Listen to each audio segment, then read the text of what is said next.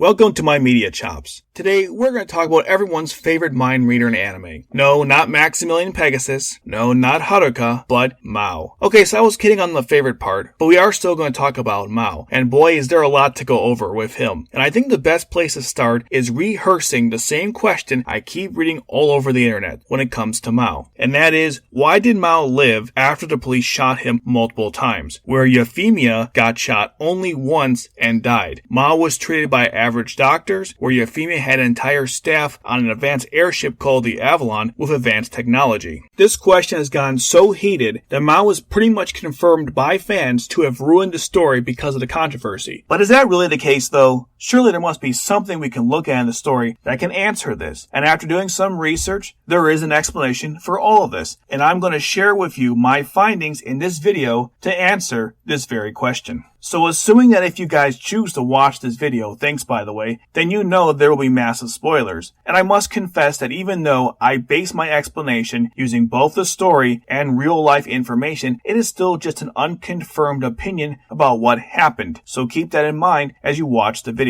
Not all tasks have been cleared. Let's break down the controversy of why Mao lived and Euphemia died.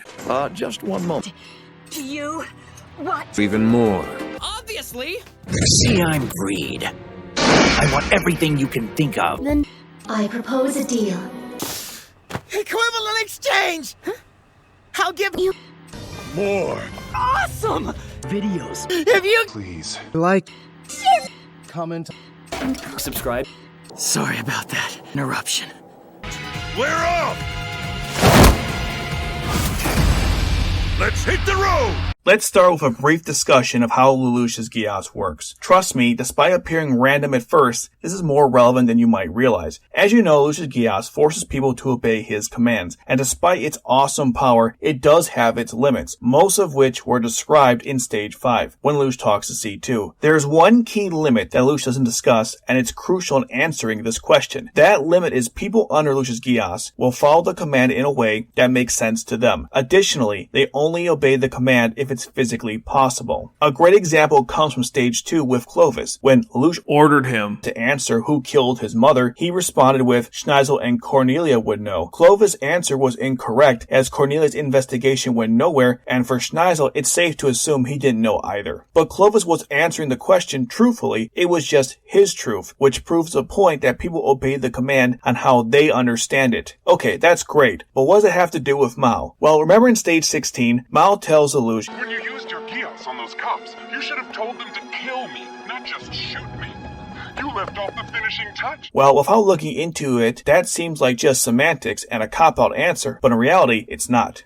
Now, this next part might cause some controversy, but keep in mind, I'm just explaining police protocols. I'm not defending nor attacking set police protocols. So according to most sources, when using firearms, the goal of the police officers are to subdue someone without having to kill them. This is usually done by shooting at the chest area, which is the center of mass. It's much easier to hit the chest than the legs or arms, especially under duress. Since people tend to not go down in one shot, officers may fire repeatedly, especially if they miss. And even though cops shoot at the chest area, that doesn't necessarily mean that the person will die from that shot. I've even read that after the person is subdued, the cops will immediately get medical attention for that person. So putting these two ideas together, the police officers were commanded by Lelouch to shoot Mao. Since people under Lelouch's Geass obey the command in the way that they understand it, the cops followed their training and shot Mao with the intention to subdue him, not kill him. Watching the scene proves this point. Notice how all the shots are aimed at the center of mass when hitting Mao, avoiding the head and other vital areas. Also notice in this scene that once Mao goes down, the cops stop firing because he was no longer a threat. This explains why Mao was never shot in a vital organ and how he got speedy medical attention. Side note, I assume Mao knew that Lelouch commanded the officers to shoot him and not kill him because he read Lelouch's mind at Clovis Land. Now back to the topic at hand. Hypothetically, if Lelouch used his Geass on a soldier to shoot Mao, then that soldier would have interpreted that command to kill Mao and not simply subdue him. So we now know the intent was never to kill Mao, but now we have to tackle the harder part. Why did Euphemia die from one shot?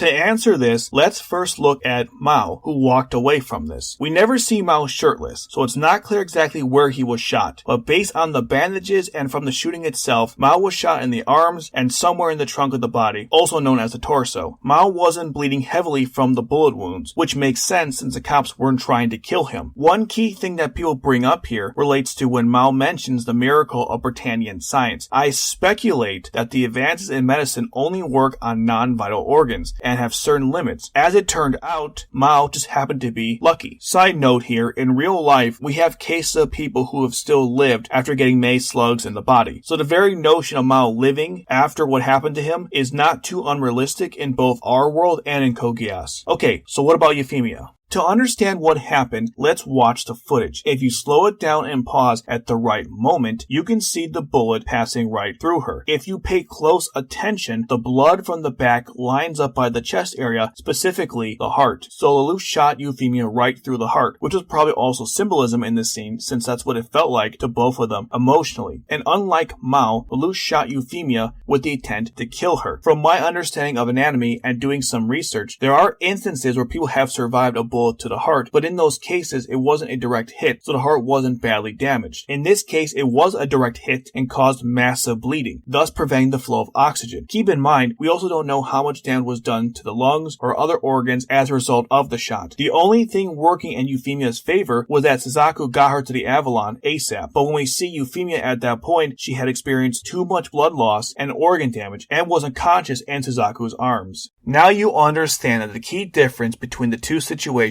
was intent and location, which go hand in hand. Lelouch shot Euphemia directly in the heart with the intent to kill her, and that's ultimately what happened, whereas the cops wanted to subdue Mao, shooting him in the chest area, but nowhere specifically, which led to Mao surviving. And combining these 2 points proves that this situation was not a contrivance. And with that, we've come to the end. I'm sure people are still going to have counter-arguments, and I welcome them. Let me know in the comments below if you're still not convinced. If there's any other controversial topics in Geass you want me to cover, let me know. If you enjoyed this video, please leave a like and subscribe if you're new. And as I always say, the world is not a dark place, and tomorrow will be a good day. Thanks for watching.